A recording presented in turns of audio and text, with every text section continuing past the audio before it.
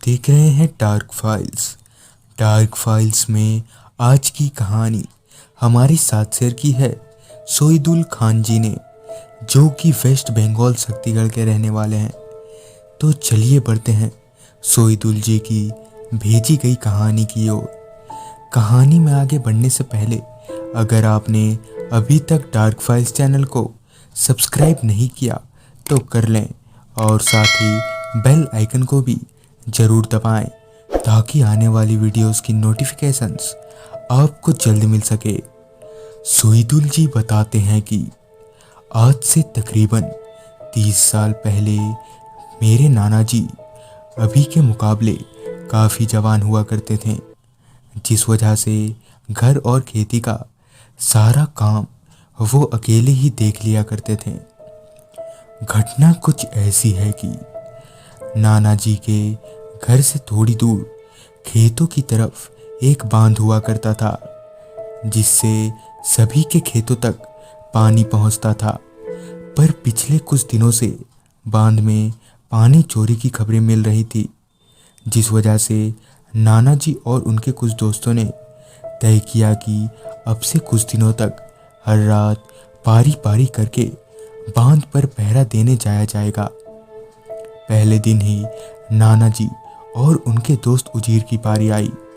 नाना जी तो रात पर बांध की निगरानी करने के लिए तैयार हो गए, पर उजीर थोड़ा हिचकिचाने लगा। दरअसल बात कुछ ऐसी है कि उजीर का डरना स्वाभाविक था। दरअसल बांध में कुछ दूरी पर एक पुराना शमशान घाट है। उजीर को डरा हुआ देखकर नाना जी ने उसे कुछ नहीं बोला और रात होते ही नाना जी अकेले ही बांध पर निगरानी रखने के लिए चले गए। नाना जी अकेले आ तो गए थे, पर भीतर ही भीतर उन्हें थोड़ा डर लग रहा था। बांध जाने वाले रास्ते पर नाना जी आगे बढ़े जा रहे थे। नाना जी के अलावा उस रास्ते पर दूर दूर तक कोई दिखाई नहीं दे रहा था, सिवाय एक बिल्ली के, जो कि नाना जी के पीछे पीछे चल रही थी।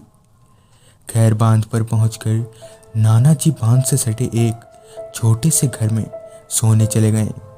रात के तकरीबन 1:45 बजे जब नाना जी की नींद खुली तो उन्होंने सोचा कि क्यों ना बांध का एक चक्कर मार लिया जाए। नाना जी अभी टॉर्च लेकर इधर उधर देख ही रहे थे कि तभी टॉर्च की लाइट एक बच्चे पर पड़ी, जो कि पानी के ऊपर इस तरह बैठा था मानो कोई जमीन पर बैठा हो।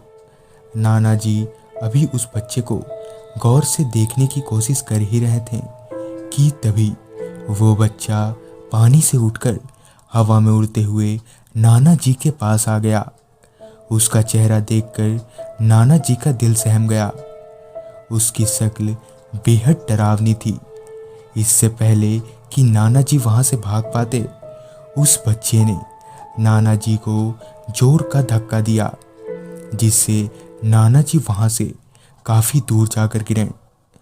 पर नाना जी को इस बात की हैरानी हुई कि कोई साधारण बच्चा इतने बड़े आदमी को इतना जोर का झटका कैसे दे सकता है। किसी तरह नाना जी वहां से भागकर घर पहुंचे। घर पर सबको सारी बात बताने के बाद सब लोग भी काफ़ी डर गए, पर वो बच्चा आखिरकार था कौन, यह आज तक कभी पता नहीं चल पाया। तो दोस्तों, ये थी सोईदुल खान जी की भेजी गई कहानी। अगर आपके पास भी ऐसी कोई कहानियां हैं तो हमारे साथ ज़रूर शेयर करें और देखते रहें डार्क फाइल्स।